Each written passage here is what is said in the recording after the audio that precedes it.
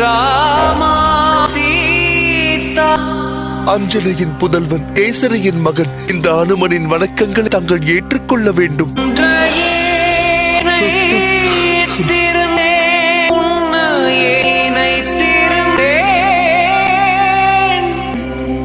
ஹனுமனின் இடம் பாதங்களில் அல்ல, ராமனின் மனதில். பிரபு, பாருங்கள், உங்கள் இருவரையும் என் தோளில் சுமந்து செல்கிறேன்.